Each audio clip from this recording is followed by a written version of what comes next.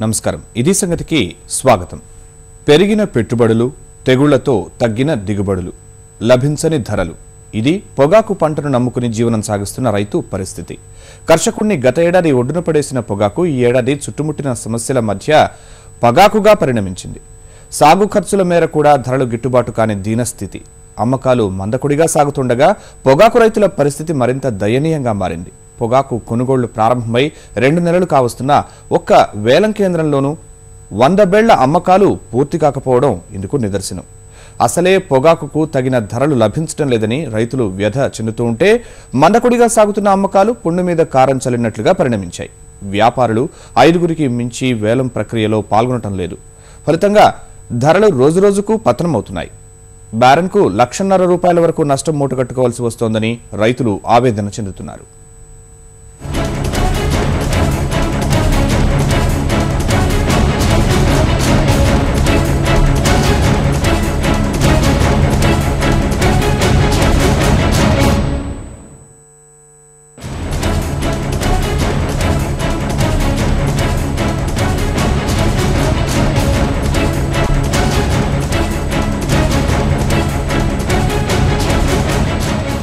ఆంధ్రప్రదేశ్లో 1,08,000 హెక్టార్ల విస్తీర్ణంలో 2 లక్షల మంది రైతులు పొగాకు సాగు చేస్తున్నారు.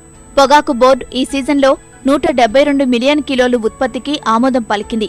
వాతావరణ పరిస్థితుల్లో మార్పులు, అకాల వర్షాలతో పంట దిగుబడి పెరిగి 193 మిలియన్ కిలోల వరకు రైతులు పండించారు. మొత్తం 19 వేలం కేంద్రాల ద్వారా నిర్దేశించిన పొగాకు ఉత్పత్తిని కొనుగోలు చేసేందుకు నెలన్నర రోజుల క్రితం పొగాకు బోర్డు వేలం ప్రారంభించింది. ఈ సీజన్లో ఇప్పటివరకు మొత్తం కేంద్రాల్లో 52 రోజుల పనిదినాలకు 1,64,561 బేళ్లు అంటే 21.80 మిలియన్ కేజీల పొగాకు కొనుగోళ్లు జరిగాయి. గత ఏడాది ఈ 52 రోజుల్లో 3,88,184 బేళ్లు అంటే 51.40 మిలియన్ కిలోల వరకు కొనుగోళ్లు జరిగాయి. గత సంవత్సరం కేజీ పొగాకు సగటు ధర ₹120.59 వరకు ఉంటే ఇప్పుడు ₹113.30 ఉంటోంది. అంతర్జాతీయంగా అధిక గిరాకీ ఉండే మేలురకం పొగాకు పంట కేవలం 35% ఉత్పత్తిలోనే ఉంది. వాతావరణ ప్రతికూలతలతో మిగిలిన 65% తక్కువ రకం పొగాకే పండింది. ఇప్పుడుండే ఖర్చులకి ఇప్పుడుండే రయాలకి 15 ఏళ్ళు గిట్టుబాటు నెంబర్ ఉంటేనే గిట్టుబాటు, 10 ఏళ్ళు మాడు ఉంటేనే గిట్టుబాటు. నెంబర్ అనేది 30% కంటే ఎక్కువ రాలేదు. దయచేసి పొగాకు బోర్డు వాళ్ళు కానీ అటు కంపెనీ వాళ్ళు కానీ మాకు ₹115 ఆవరేజ్ రేట్ ఇవ్వకపోతే ఈ పొగాకు అనేది ఉండదు. అసలు బ్యారెన్కి వచ్చి 6 లక్షలు ఖర్చు అవుతుంది. మాకు దాదాపు ₹4.5 లక్షల కంటే ఎక్కువ రావు. దాదాపు ₹1.5-2 లక్షల లాస్ వస్తుంది మాకు. పొగాకు కొనుగోలుకు బోర్డు అనుమతించిన వ్యాపారులు 100లో ఉన్నా పట్టుమని 10 మంది కూడా కొనుగోళ్లలో పాల్గొనడం లేదు. 70 నుంచి 90% కొనుగోళ్లు జరిపే ఐటీసీ ప్రతినిధులు వేలం కేంద్రాలకు వస్తున్నా ఎక్కువ పరిమాణంలో కొనుగోలు చేయడం లేదు. రైతులు పండించిన పొగాకుకు సరైన ధర లేకపోవడం వల్ల ఎక్కువ రోజులు బ్యారెన్లు గోదాముల్లో నిల్వ ఉంచుతున్నందున రంగు కోల్పోయి నాణ్యత తగ్గుతుంది. ఇటీవల పొగాకు కొనుగోళ్లపై ప్రభుత్వం దృష్టి సారించినా పెద్దగా మార్పేమీ లేదు. అంతర్జాతీయంగా సిగరెట్ల వినియోగం తగ్గిపోవడం, మనకంటే ఇతర దేశాల్లో నాణ్యమైన పొగాకు తక్కువ ధరకు ప్రధాన కొనుగోలు దేశాలకు సరఫరా చేస్తుండడం వంటి కారణాలు ధరల పతనానికి ఓ కారణంగా బోర్డు వర్గాలు విశ్లేషిస్తున్నాయి. రైతుకు ఏం చెప్తుంటాం అంటే ఇది రేట్లు అనేది ఎప్పుడైనా international demand and supply mechanism ఒకటి ఉంది. సిగరెట్ హ్యాబిట్స్ తగ్గినప్పుడు, స్మోకింగ్ కన్సంప్షన్ తగ్గినప్పుడు ఆటోమేటిక్గా ఏంటంటే లీఫ్కి ఎక్కువ డిమాండ్ ఉండదు. ఎక్కువ ఉత్పత్తి చేయటం అయిందనుకోండి, క్యారీ ఓవర్ స్టాక్స్ ఎక్కువ కావటం వల్ల సో అది క్యారీ ఓవర్ స్టాక్స్ ఎగ్జాస్ట్ అయ్యేంత వరకు, ఉపయోగించేంత వరకు కొనటానికి కొంచెం వ్యాపారులు భయపడుతుంటారు. ఇదే పరిస్థితి ముందే ఊహించి పంట విస్తీర్ణాన్ని తగ్గించడం, ఇతరత్రా ప్రత్యామ్నాయ ఏర్పాట్లు చేసి ఉంటే ఇంతవరకు వచ్చేది కాదు. వద్దు అని ముందే చెబితే కష్టంగా అయినా రైతులు సాగుకు దూరంగా ఉండేవారు. కానీ ఇప్పుడు రైతులే అయోమయంలో పడిపోయారు. వేలం ప్రక్రియ తొలి రోజు మేలిమి రకం పొగాకు కిలో ₹125 చొప్పున ధర పలికింది. అనంతరం వ్యాపారుల మధ్య స్వల్ప పోటీతో కిలో ₹3 పెరిగింది. ధరలు మరింత పెరుగుతాయని ఆశించిన రైతులకు నిరాశే మిగిలింది. ఉత్పత్తి ఖర్చు, తగ్గిన దిగుబడులు మధ్య రైతులు కిలోకు ₹135 ఆశించినా పరిస్థితులు కలిసి రాలేదు. రెండో దశ వేలం ప్రక్రియ ప్రారంభమయ్యాకైనా ఆ ధర లభిస్తుందని రైతులు ఆశించారు. ఆ ఆశ అడియాసే అయింది. రెండో దశలో కిలో పొగాకుకు కేవలం ₹1 మాత్రమే పెరిగి 126 రూపాయల చొప్పున కొనుగోలు సాగాయి. ఇదే మార్కెట్ కొనసాగితే ప్రతి రైతుకి పొగాకు రైతుకి 2 లక్షల వరకు నష్టం రావచ్చు. ఇప్పటికే పొగాకు నాణ్యత కంప్లీట్ కోల్పోయింది. 4 నెలలు అయింది క్యూరింగ్. ఈ సంవత్సరం అసలు కాంపిటీషన్ కూడా లేదు, ఒకరికొకరు కొనే పరిస్థితి కూడా లేదు. అటు ఇటు కాకుండా ఏదో నామినల్గా నడిచిపోతూ ఉంది. ఈందున లేటుగా అమ్ముకుంటే బాధంటే వడ్డీలు పైన పట్టడం ఒకటి, రంగు మారిపోవడం ఒకటి, తూకం తగ్గిపోవడం ఒకటి, దీనికి ఉన్న బ్యానికి 1.5 లక్ష కానీ 2.5 లక్ష దాకా లాస్ వచ్చేది తట్టుకుంది. 125 ఇస్తే గిట్టుబాటు ఒక రకంగా వస్తుంది. 100 రూపాయలు తక్కువ ఉన్న మాడోకి వేస్తే గిట్టుబాటు వస్తుంది. 80 రూపాయలు మాడోకు కొంటున్నారు. ఈ సంవత్సరం రాబడి తగ్గింది. గత సీజన్లో పొగాకు సాగుకు వాతావరణం అనుకూలించగా ఎకరాకి 10 క్వింటాల వరకు పంట చేతికొచ్చింది. మొత్తం దిగుబడుల్లో మొదటి శ్రేణి రకమే 52.32% ఉత్పత్తి కాగా తక్కువ రకం పొగాకు 17.45%గా నమోదైంది. మేలు రకానికి కిలోకు సగటున 117.18 రూపాయల ధర లభించగా తక్కువ రకానికి 89.56 వరకు ధర దక్కగా రైతుల్లో కొంతమేర సంతోషం వ్యక్తమైంది. ప్రస్తుత పరిస్థితులు భిన్నంగా మారాయి. ప్రతికూల వాతావరణంతో దిగుబడులు పడిపోయాయి. నల్లరేగడి నేలల్లో గత సీజన్లో ఎకరాకు 8 నుంచి 10 క్వింటాళ్ల పంట దిగుబడులు రాగా ఈసారి 6 నుంచి 7 క్వింటాళ్లకే పరిమితమైంది. గత సీజన్లో వాతావరణం కలిసొచ్చి 70% నాణ్యమైన దిగుబడులు చేతికొచ్చాయి. ప్రస్తుత సీజన్లో తెల్ల తెగుళ్ల దాడి కారణంగా దిగుబడి, నాణ్యత రెండూ పడిపోయాయి. మేలిమి రకం 40%కి మించలేదు. కిలోకి గరిష్ట ధర 135 రూపాయలు లభిస్తేనే గట్టెక్కే పరిస్థితి ఉండగా బయ్యర్లు 125 రూపాయలకే కొనుగోలు చేస్తున్నారు. ఆ ధర కూడా పూర్తి స్థాయిలో ఇవ్వడం లేదంటూ రైతులు ఆవేదన వ్యక్తం చేస్తున్నారు. గత ఏడాది 120, 115 యావరేజ్ వచ్చింది. ఫస్ట్ రోజే 125 చూపించారు. ఇప్పుడు 100, 110 మధ్య మార్కెట్ మంచి క్వాలిటీ పొగాకు కూడా 100, 110 మధ్య తీసేసుకుంటున్నారు. పొగాకు కొనుగోలు వచ్చేళ్ళకి కంపెనీలలో పెద్ద సహకరించడం లేదు. ఒక ఐటీసీ ఒకటి 70 నుంచి 90% దాకా ఐటీసీ ఒకటే కొంటుంది. మిగతా ఎక్స్పోర్టర్స్ మాత్రం అసలు ముందుకు రాలేదు. యాక్ట్ 75 ప్రకారం అత్యవసర పరిస్థితుల్లో బోర్డు కొనుగోలు చేసినటువంటి పద్ధతిలో యాక్ట్ ఉంది.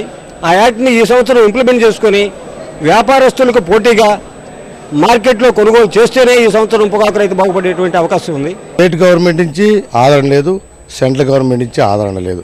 రెండు ఆదరణ కలిపి టొబాకో గవర్నర్ చైర్మన్ గారు 5.5 ఎకరం వేయమన్నారు. 5 ఎకరాల పక్కన టొబాకో వేసిన 40 క్వింటాల బండిన ఇంత మట్టికి మార్కెట్లో దిశ లేదు. గత ఏడాది పొగాకు ధరలు ఆశాజనకంగా ఉన్నందున ఈ ఏడాది పెట్టుబడులు విపరీతంగా పెరిగాయి. బ్యారెన్ అద్దె 1,20,000 నుంచి 1,30,000 రూపాయలకు చేరింది. పొలాల కౌలు ధరలు ఎకరానికి 10,000 రూపాయల వరకు పెరిగాయి. పొగాకు రైతుకు సాగుకు ముందే బ్యారెన్ అద్దె కౌలు రూపంలో కిలోకు 49 రూపాయల చొప్పున పెట్టుబడి అయింది. విత్తనాలు, ఎరువులు, పురుగుమందులు, నారు, కూలీ ఖర్చులు, పెట్టుబడి, వడ్డీలు కలిపి అది కిలో 80 రూపాయలకు చేరింది. ఈ లెక్కన ఎకరానికి 20% పెట్టుబడి పెరిగింది. పైగా గత నవంబర్లో కురిసిన భారీ వర్షాలు కోలుకోలేని విధంగా దెబ్బతీశాయి. నేలలో తేమ శాతం అధికమై తెగుళ్లు చుట్టుముట్టాయి. మొక్కలు పూర్తిగా తుడిచిపెట్టుకుపోయి మళ్లీ నారు కోసం అదనపు ఖర్చు చేయాల్సి వచ్చింది. ఇవన్నీ కలుపుకుని ఎకరానికి 1,00,000 రూపాయల వరకు ఖర్చయింది. ఇన్ని కష్టాలు పడినా సరైన ధరలు లభించకపోవడం రైతులను కుంగదీస్తోంది. వేసవి ఎండలు మండిపోతున్న తరుణంలో పగటి ఉష్ణోగ్రతలు తీవ్రంగా ఉంటున్నాయి. ఫలితంగా పొగాకు నాణ్యత తగ్గడం సహా క్వింటాకు 5 నుంచి 10 కిలోల వరకు తగ్గుదల చోటు చేసుకుంటోంది. ఈ ఏడాది ఒక్కో బ్యారెన్ కు 1,50,000 నుంచి 2 లక్షల రూపాయల వరకు నష్టాలు మూటగట్టుకోవాల్సి వచ్చేలా ఉందని రైతులు విచారం వ్యక్తం చేస్తున్నారు. రాష్ట్రంలో జరుగుతున్న వేలం ప్రక్రియలో అన్ని కంపెనీలకు చెందిన బయ్యర్లు పాల్గొనకపోవడము సరైన ధర లభించకపోవడానికి కారణమే. అనుమతి పొందిన వాటిల్లో 5-6 కంపెనీలు మాత్రమే వేలంలో పాల్గొంటున్నాయి. సిగరెట్ తయారీ సంస్థలు, ఎగుమతిదారులు, చిన్న స్థాయి డీలర్లు సహా మొత్తం 25 కంపెనీలు వేలంలో పాల్గొనేందుకు దరఖాస్తు చేసుకున్నాయి. నల్లరేగడి నేలల ప్రాంతీయ కార్యాలయంలో ప్రకాశం జిల్లాకు చెందిన 12 మంది డీలర్లు వేలంలో పాల్గొనేందుకు వివరాలు సమర్పించారు. 4-5 కంపెనీలే పొగాకు కొనుగోలు జరుపుతున్నాయి. ధరలు పెరగడమనే ఆశలు గల్లంతు కాగా అసలు ధరకే 2-3 రూపాయలు తగ్గించి కొనుగోలు జరుపుతున్నారు. పొగాకు బోర్డు ఇండియన్ ప్రకారం అందరు రైతులు కూడా పండించారు. పొగాకు అంతా పంట పండించి పూర్తయిన తర్వాత వ్యాపారస్తులు మాకు ఆర్డర్ రాలేదని పొగాకు కొనకపోవడం కూడా చాలా దారుణం. వాళ్ళు ఏం చెబుతున్నారు, మాకు ఎక్స్పోర్ట్ ఆర్డర్స్ లేవని, అవి లేవని, ఇవి లేవని చెబుతున్నారు. అవన్నీ ఉత్త మాటలు. లాభాలు పొందుతూ ఉన్నారు. రైతు పండించడానికి 4 నెలలు పడితే అమ్ముకోవటానికి 8 నెలలు పడుతుంది. చట్ట ప్రకారం టొబాకో బోర్డు చట్ట ప్రకారం టొబాకో బోర్డు తప్పనిసరిగా కొనుగోలు చేయాల్సినటువంటి అవసరం ఉంది. అది ఆ బాధ్యత నుంచి వారు ఎప్పుడు కూడా ఆ బాధ్యతను విస్మరించి ఆ బాధ్యత పూర్తి చేయటంలా గత 2-3 సంవత్సరాల నుంచి వ్యాపారస్తులు మాకు ఆర్డర్ రాలేదని చెప్పేసి పొగాకు కొనకుండా వాళ్ళు పేచి పెట్టడం కూడా జరుగుతూ ఉంది. ఆర్డర్స్ ఉన్నా లేకపోయినా ఎంతైతే మేము కొంటామని బోర్డుకి ఎన్నింటి ఇచ్చారో దాని ప్రకారం ఖచ్చితంగా పోగాలి. ఎందుకంటే వాళ్ళు ఇచ్చిన ఇన్నింటి ప్రకారమే బోర్డు వాళ్ళు మాకు క్రాప్ సైజ్ ఫిక్స్ చేశారు. ఇతర దేశాల్లో పొగాకు విస్తీర్ణం పెరగడం, అంతర్జాతీయంగా మన దేశం నుంచి ఎగుమతయ్యే పొగాకు కంటే జింబాబ్వేలోని పొగాకు ధర తక్కువగా ఉంటున్నందున బహుళజాతి సంస్థలు అటు మొగ్గు చూపుతున్నాయని వ్యాపారులు పేర్కొంటున్నారు. మొత్తం పంటలో స్వదేశీ వినియోగం 30% మాత్రమేనని, 70% విదేశాలకు వెళ్లాల్సి ఉన్నందున ఇప్పుడు ఎగుమతులు లేని కాలంలో మొత్తం ఉత్పత్తిని తాము కొనుగోలు చేయలేకపోతున్నామని భారత పొగాకు వర్తకుల సంఘం స్పష్టం చేసింది. ఎగుమతులు ఆశాజనకంగా లేకపోవడం వల్లనే సిగరెట్ తయారీదారులు మినహా ఇతర వ్యాపారులు చురుగ్గా వేలం కేంద్రాల వద్దకు వెళ్లి కొనుగోళ్లు జరపలేకపోతున్నామనేది వ్యాపారుల వాదన. ప్రపంచవ్యాప్తంగా పొగాకు పంట ఎక్కువ పండించటం, కొన్ని దేశాల్లో 40% అండ్ 50% కరెన్సీ డివాల్యూ అవటం వలన అక్కడ రేట్లు బాగా తగ్గటం వలన ఉండటం వలన ఇక్కడ కంటే కూడా మన ఇంటర్నేషనల్ మ్యానుఫ్యాక్చరర్స్ కానీ మర్చెంట్స్ కానీ అక్కడ వాళ్ళకి ప్రాధాన్యత ఇస్తూ ఇక్కడ ఇంకా తక్కువ ధరకి అని అడుగుతున్నారు. మా వరకు కూడా కొంత ఇబ్బందికరమైన పరిస్థితులు. గతంతో పోలిస్తే ఉత్పత్తి వ్యయం భారీగా పెరిగినందున క్వింటాకు 15,000 రూపాయల ధర వస్తేనే తాము ఒడ్డెక్కగలమని పొగాకు రైతులు చెబుతున్నారు. అన్ని రకాలు కలుపుకుని క్వింటాకు సరాసరి 12,000 రూపాయల ధర వచ్చేలా చూడాలని కోరుతున్నారు. గత ఏడాది రాష్ట్రంలో ఫిబ్రవరి 21న పొగాకు అమ్మకాలు ప్రారంభం కాగా ఈ ఏడాది కర్ణాటక విపణి ప్రభావం రాష్ట్రంపై పడింది. నిర్దేశిత సమయం కంటే ఆలస్యంగా మార్చి 11న రాష్ట్రంలో వేలం ప్రక్రియ ఆరంభమైంది. ఇప్పటివరకు కేవలం 90 లక్షల కిలోల పొగాకు మాత్రమే అమ్మకం జరిగింది. అమ్మకాలు ఇలానే కొనసాగితే వేలం ప్రక్రియ సెప్టెంబర్ వరకు సాగే అవకాశం ఉంది. వేలం ఆలస్యమైతే మరిన్ని నష్టాలు తప్పవని రైతులు ఆందోళన చెందుతున్నారు. బోర్డు అధికారులు ఇప్పటికైనా సమస్యపై దృష్టి సారించి రైతులకు మెరుగైన ధర దక్కేలా చర్యలు చేపట్టడం సహా వేలం ప్రక్రియను వేగవంతం చేయాల్సిన అవసరం కనిపిస్తోంది. ఇదే సమయంలో మరో ఏడాది ఇలాంటి కష్టం రాకుండా చూడాల్సిన బాధ్యత కూడా వారిపైనే ఉంది. భారత సంప్రదాయాలకు బంగారానికి విడదీయలేని సంబంధం ఉంది. పండుగల నుంచి మొదలు పెడితే చిన్న శుభకార్యాల వరకు స్వర్ణం కాంతులీనాల్సిందే. పెళ్లిలో పుత్తడి మెరుపుల గురించి చెప్పనక్కర్లేదు. బంగారం లేకుంటే వివాహ సంప్రదాయమే పరిపూర్ణం కాదు. ఇలా సాధారణ జీవనంలో ఓ భాగంగా మారిన బంగారం నిల్వలు దేశంలో పేరుకుపోతున్నాయి. ఆర్థిక వ్యవస్థను చిన్నాభిన్నం చేస్తున్నాయి. ఎప్పుడో పర్వదినానికి శుభకార్యానికి ఉపయోగించే స్వర్ణాభరణాలు ప్రయోజనరహితంగా మారిపోతున్నాయి. ఇతర దేశాల నుంచి బంగారం దిగుమతితో విదేశీ మారక ద్రవ్యము తరలిపోతోంది. ఫలితం ఆర్థిక లోటు దేశాన్ని ఉక్కిరిబిక్కిరి చేస్తోంది. ఈ లోటును తీరుస్తూ బంగారాన్ని నగదుగా మార్చే పథకానికి కేంద్ర ప్రభుత్వం శ్రీకారం చుట్టింది. ఇళ్లలో అలంకారప్రాయంగా పడి ఉన్న పుత్తడి బ్యాంకులో డిపాజిట్ చేస్తే వడ్డీ చెల్లించేందుకు ముందుకు వచ్చింది.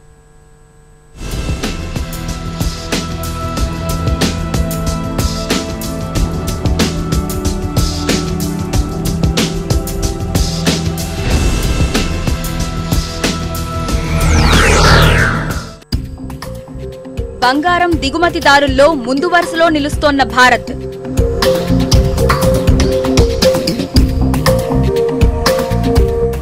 దేశంలోకి ఏటా వస్తోన్న పుత్తడి 1000 టన్నుల పైమాటే. ప్రజలు, సంస్థల వద్ద నిరుపయోగంగా 20,000 టన్నుల పసిడి.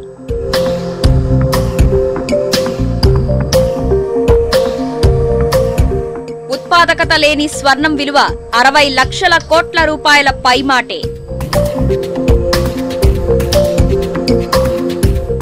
భారత్ బంగారు గనుల నిల్వను చాటి చెబుతున్న గణాంకాలివి.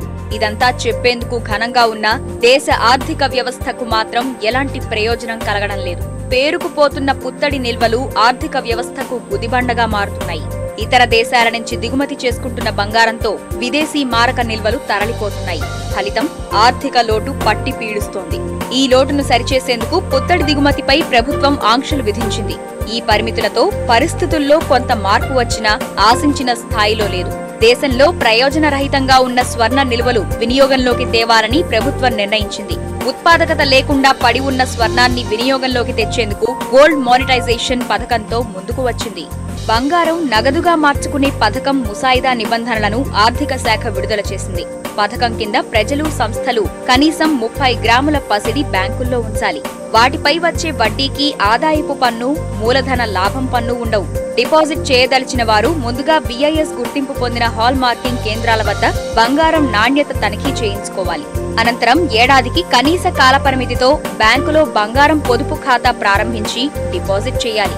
బ్యాంకుల వద్ద ఉంచిన పసిడి విలువకు అనుగుణంగా వడ్డీని నగదు లేదా బంగారం యూనిట్ల రూపంలో పొందొచ్చు. ఖాతా తెరిచిన 30 నుంచి 60 రోజుల తర్వాత ఖాతాదారులకు వడ్డీ లభిస్తుంది. వడ్డీ ఎంత ఉండాలో నిర్ణయించే అధికారం మాత్రం బ్యాంకులకే వదిలేశారు.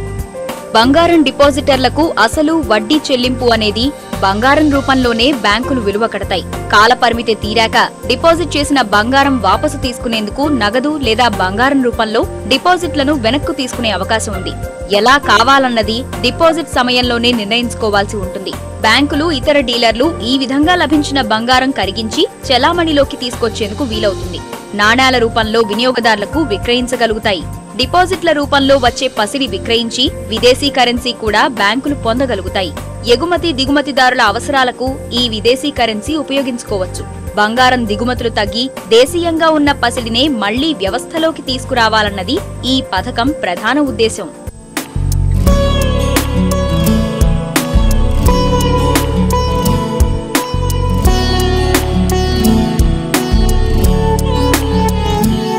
ఈ పథకం అమలులో బ్యాంకుల కీలక పాత్ర ఆధారంగా చేసుకుని వాటికి ప్రభుత్వం ప్రోత్సాహకాలు ప్రతిపాదించింది.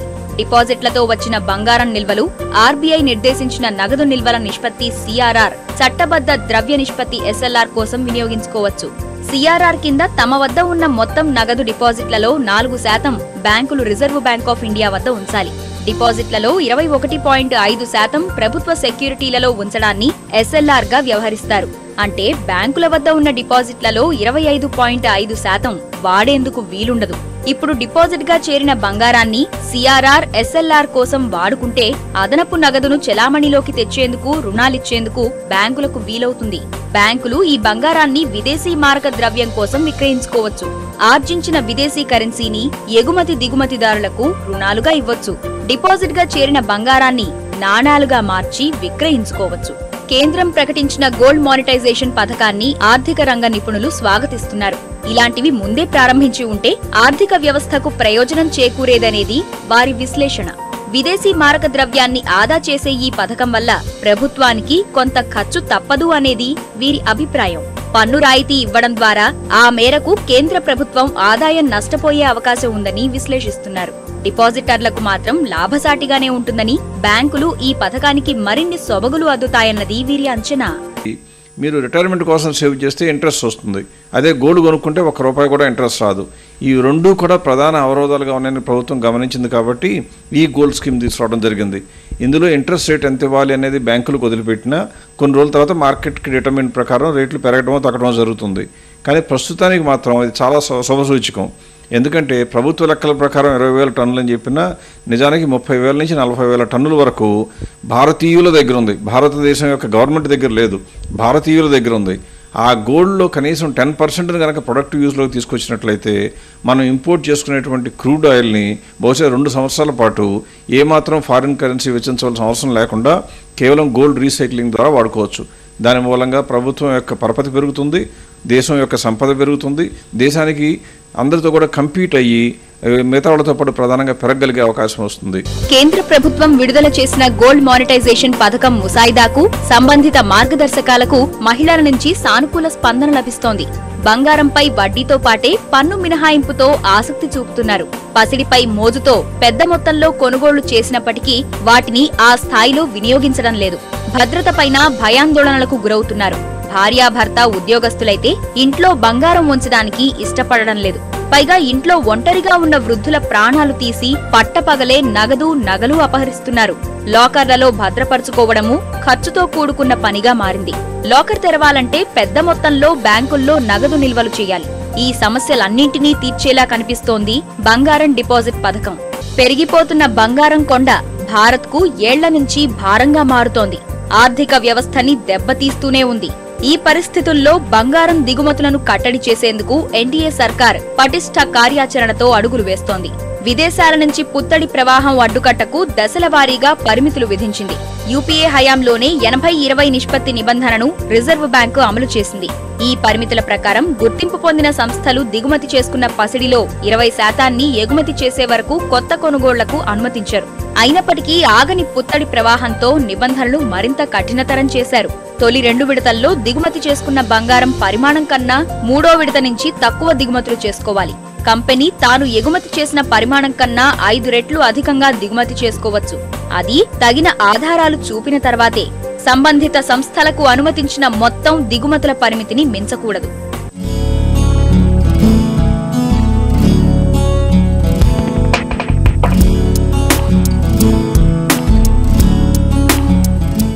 ఆంక్షలు, పరిమితులు, దిగుమతి సుంకాల పెంపు కొంత సానుకూల ఫలితాలిచ్చినా దిగుమతులు మాత్రం అడ్డుకోలేకపోయాయి. 2014-15 ఆర్థిక సంవత్సరంలో బంగారం దిగుమతులు 19.5% పెరిగి $34.32 బిలియన్ చేరాయి.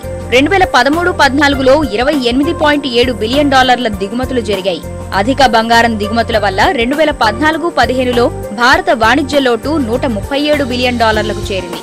ఈ ఏడాది మార్చిలో పుత్తడి దిగుమతులు $4.98 బిలియన్ ఎగసి వాణిజ్య లోటు $11.79 బిలియన్ చేరింది. 80-20 నిష్పత్తి నిబంధన తొలగింపుతో పుత్తడి ప్రవాహం పెరిగిపోయింది. వాటికి తోడుగా భారత్లో ఆభరణాల కోసం బంగారం వినియోగం ఏటికేడు పెరుగుతూనే ఉంది.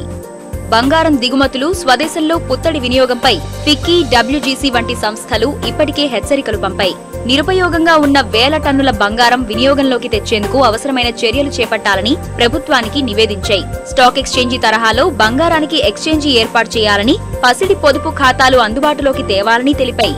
ఈక్విటీ ఆధారిత పొదుపు పథకాల తరహాలోనే గోల్డ్ సేవింగ్స్ మ్యూచువల్ ఫండ్స్ కి కూడా ఆదాయ పన్ను ప్రయోజనాలు లభించేలా చూడాలని, బంగారం ఆధారిత పింఛను, బీమా పథకాలను ప్రవేశపెట్టాలని స్పష్టం చేశాయి. మరిన్ని విభిన్న అంశాలతో మరో ఇది సంగతిలో కలుసుకుందాం. నమస్కారం.